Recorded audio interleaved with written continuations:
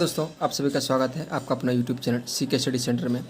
चलिए दोस्तों, आज हम इस वीडियो में लेके आए हैं इस जीके जीएस का अति महत्वपूर्ण सवाल, जो कि बिहार पुलिस को ध्यान में रखते हुए इस प्रश्न को सेट किया गया है और साथ ही बिहार दरोगा का भी इसमें ध्यान में रखते हुए, बिहार दरोगा का एग्ज़ाम को ध्यान में रखते हुए क्वेश्चन को सेट किया गया है। चलिए दोस्तों, बिना देर के हुए इस सेशन की ओर बढ़ते हैं।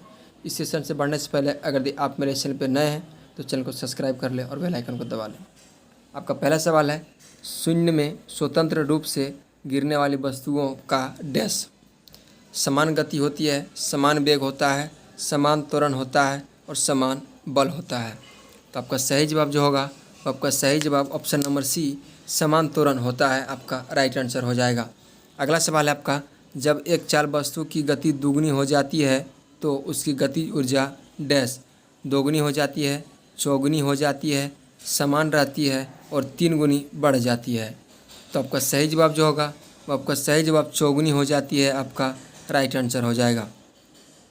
अगला सवाल होगा आपका, किस गुणधर्म के कारण पानी से भरे बर्तन में डुबोई गई छड़ी मुड़ी हुई प्रतीत दिखाई देता है।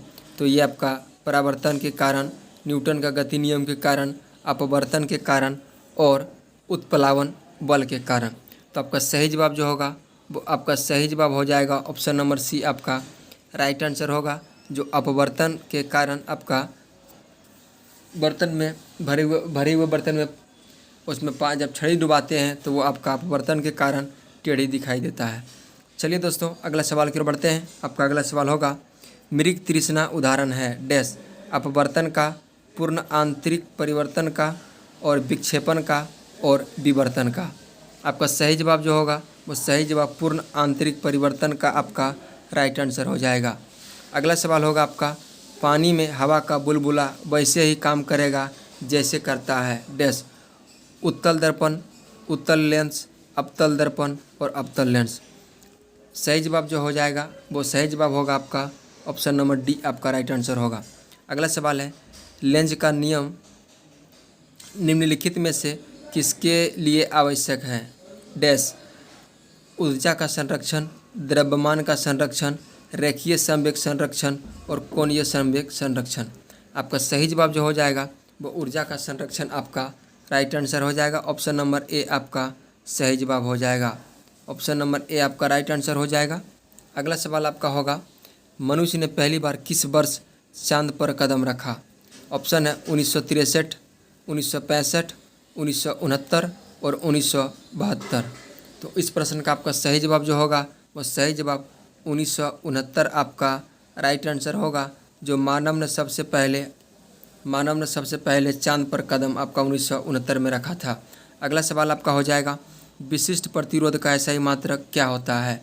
विशिष्ट प्रतिरोध का एसआई मात्रक आपका ओम मीटर होता है। ऑप्शन नंबर बी आपका सही जवाब हो जाएगा।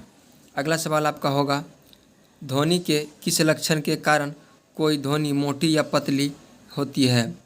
ऑप्शन है तीव्रता, तारतम्य, गुणता और इनमें से कोई नहीं। तो आपका सही जवाब जो होगा वो सही जवाब इस सवाल का आपका सही जवाब ऑप्शन नंबर बी आपका राइट आंसर होगा। अगला सवाल है, साबुन के द्वारा सतहों को साफ करने का सिद्धांत आधारित है श्यानता पर, पलवन पर और प्रत्यास्थता पर और पृष्ठ तनाव पर। आपका सही जवाब जो होगा वो ऑप्शन नंबर डी आपका राइट आंसर होगा। अगला सवाल होगा आपका, बर्फ़ पर स्केटिंग करना प्रदर्शित करता है कि दाब बढ़ने पर बर्फ़ का गलनांक डैश। तो आपका सही जवाब जो होगा वो घट जाता है, आपका राइट आंसर हो जाएगा। ऑप्शन नंबर बी आपका सही जवाब होगा। चलिए अगला सवाल की ओर बढ़ते हैं। अगला सवाल होगा, एक व्यक्ति एक दीवार को धक्का देता है पर उसे विस्थापित करने में असफल रहता है तो वह क्या करता है। ऑप्शन है आपका कोई भी कार्य नहीं, ऋणात्मक कार्य, धनात्मक परंतु अधिकतम कार्य नहीं और अधिकतम कार्य। तो तुम्हारा आंसर जो हो जाएगा, तुम्हारा आंसर ऑप्शन नंबर ए हो जाएगा, ये तुम्हारा राइट आंसर होगा। अगला सवाल होगा, पानी से भरी डांट लगी बोतल जमने पर टूट जाएगी क्योंकि वो किस लिए टूट जाएगी। तो ये आपका option number C option number C right answer होगा। जमने पर जल का आयतन बढ़ जाता है। चलो हम अगला सवाल की ओर बढ़ते हैं। अगला सवाल होगा दूध से क्रीम निकालने पर डैश डैश आपका दूध का घनत्व बढ़ जाता है। अगला सवाल होगा हृदय की धड़कन को नियंत्रित करने के लिए निम्नलिखित में से कौन सा खनिज आवश्यक है। तो इनमें से खनिज जो है आपका पोटेशियम आवश्यक है, जो कि हृदय की धड़कन को नियंत्रण करने के लिए खनिज आवश्यक है। चलो अगला सवाल की ओर बढ़ते हैं। अगला सवाल होगा विद्युत ऊर्जा को यांत्रिक ऊर्जा में बदलने वाले युक्ति को हम क्या कहते हैं। तो ये युक्ति को हम विद्युत मोटर कहते हैं, जो कि विद्युत ऊर्जा को यांत्रिक ऊर्जा में बदलने का काम आपका विद्युत मोटर के द्वारा ही किया जाता है। अगला सवाल होगा खगोलीय दूरदर्शी से बना प्रतिबिंब होता है डैश। खगोलीय दूरदर्शी से बना प्रतिबिंब आपका काल्पनिक और बड़ा होता है। काल्पनिक और बड़ा होता है, ऑप्शन नंबर बी सही जवाब होगा। अगला सवाल होगा निम्नलिखित में से किसने उच्चतम ऊर्जा होती है। तो यानी सबसे उच्चतम ऊर्जा किस रंग के प्रकाश में होता है। तो ये आपका नीला रंग के प्रकाश में आपका सही जवाब होता है। चलिए दोस्तों, इसलिए भी हमने यह पेन का कलर नीला ही करके रखा है, जो कि आप लोग को ऑप्शन में प्रॉब्लम ना हो। खैर छोड़िए दोस्तों, ये सवाल था, इसका सवाल का सही जवाब नीला प्रकाश होगा। चलो अगला सवाल की ओर बढ़ते हैं। अगला सवाल होगा ऊष्मागतिकी का प्रथम नियम किस अवधारणा की पुष्टि करता है। तो ये किस अवधारणा पर पुष्टि करता है। तो ये अवधारणा हो जाएगा ऊर्जा संरक्षण तुम्हारा सही जवाब हो जाएगा। चलो अगला सवाल होगा आपका आणविक संचलन के द्वारा ऊष्मा का संचरण क्या कहलाता है। जो क्वेश्चन थोड़ा ये देखिए घुमा दिया गया है, इसलिए हमने इसको तोड़ के पढ़ा है ताकि आप लोग को अच्छी तरह से समझ आ जाए। चलिए फिर से एक बार हम दोहरा देते हैं इसको। आणविक संचलन के द्वारा ऊष्मा का संचरण क्या कहलाता है। तो ये आपका कहलाता है संवहन कहलाता है। ये आपका संवहन कहलाता है। अगला सवाल होगा माध्यम में तापमान की वृद्धि के साथ गति की डैश जैसे रहता है वैसे ही उसका रहता है, उसमें कोई परिवर्तन नहीं होता, यानी अपरिवर्तित रहता है। अगला सवाल है निम्नलिखित में से कौन प्रतिचुंबकीय है। तो ये सही जवाब होगा आपका बिस्मिथ राइट आंसर होगा। अगला सवाल है सौरमंडल के किस ग्रह को अपने धुरी अक्ष पर चक्कर लगाने में सबसे कम समय लगता है। तो ये सही जवाब जो होगा बृहस्पति आपका राइट आंसर होगा। अगला सवाल है आपका कॉस्मिक किरणों की खोज किसने किया था। तो ये कॉस्मिक किरण का खोज आपका विक्टर हेस ने किया था। अगला सवाल है समस्थानिक गुण पाए जाते हैं। समस्थानिक गुण आपका तत्व में पाए जाते हैं। अगला सवाल होगा निम्नलिखित में से किसे मंदक के रूप में प्रयोग किया जाता है। तो सही जवाब जो होगा वो सही जवाब आपका ऑप्शन नंबर सी ग्रेफाइट आपका राइट आंसर हो जाएगा। अगला सवाल है सापेक्षता का सिद्धांत किसने दिया है। तो ये आइंस्टीन ने दिया है, आपका सही जवाब होगा। अगला सवाल है कॉस्मिक किरणें हैं डैश। कॉस्मिक किरणें हैं ये आपका आवेशित तथा धनावेशित दोनों का। अगला सवाल है the man who knew infinity चलचित्र किनकी जीवनी पर आधारित है। ये किनके जीवनी पर आधारित है। तो ये आपका एस रामानुजन के जीवनी पर यह आधारित है, जो the man who knew infinity. अगला सवाल होगा सीवी रमन को किस क्षेत्र में कार्य करने के लिए नोबेल पुरस्कार से सम्मानित किया गया है। तो यह क्षेत्र आपका जो था उस क्षेत्र का नाम आपको बताना है। यह क्षेत्र आपका प्रकाश परिकिरणन के क्षेत्र में इसे सीवी रमन को नोबेल पुरस्कार से सम्मानित किया गया था। दोस्तों ये ध्यान में रखिए, कमेंट बॉक्स में आप जो कमेंट कीजिए कि इसको नोबेल पुरस्कार कब प्राप्त किया गया है, इसको नोबेल पुरस्कार कब प्राप्त किया गया है, ये आपको कमेंट बॉक्स में कमेंट कीजिए। चलिए हम एक सवाल आपको दे देते हैं बनाने के लिए कि इसका सवाल का आंसर क्या होता है।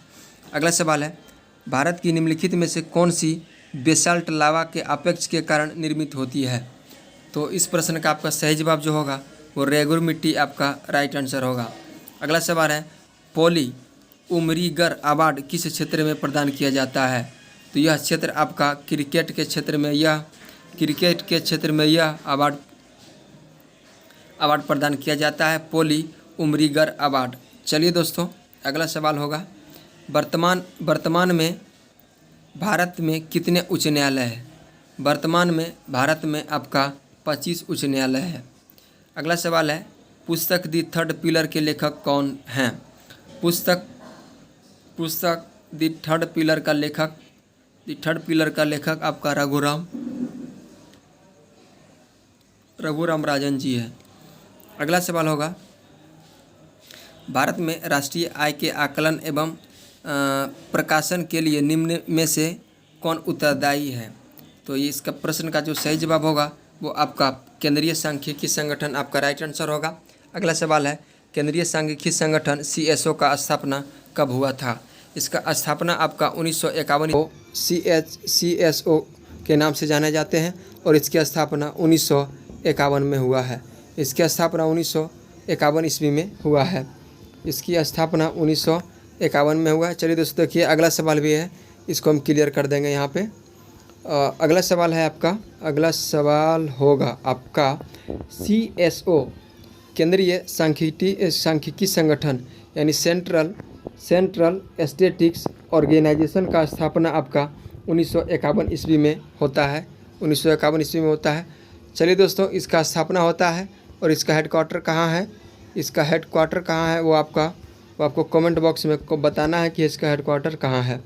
इस प्रश्न का जो सही जवाब आपका होता है वो भी होता है। अगला सवाल है प्रत्येक वर्ष किस खुशहाली रिपोर्ट किस तिथि को मनाया जाता है? तो आपका सही जवाब जो होगा वो आपका 31 मार्च आपका सही जवाब होगा।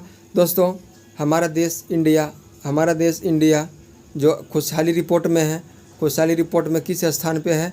तो वो वर्ल्ड हैप्पीनेस इंडेक्स में आपका 126वां स्थान है। ये आप ध्यान में दीजिएगा। चलिए दोस्तों अगला सवाल की ओर बढ़ते हैं। अगला सवाल आपका है स्वदेश बांधव समिति की स्थापना किसने की थी? तो इस प्रश्न का आपका जो सही जवाब होगा वो इस प्रश्न का सही जवाब आपका अश्विनी कुमार दत्त आपका राइट आंसर हो जाएगा। अश्विनी कुमार दत्त आपका राइट आंसर होगा। अगला सवाल है हिंदू वृद्धि दर निम्न में से किससे संबंधित है? जनसंख्या से, बेरोजगारी से, गरीबी से और राष्ट्रीय आय से। तो सही जवाब होगा आपका राष्ट्रीय आय से संबंधित हिंदू वृद्धि दर से संबंधित आपका राष्ट्रीय आय से है।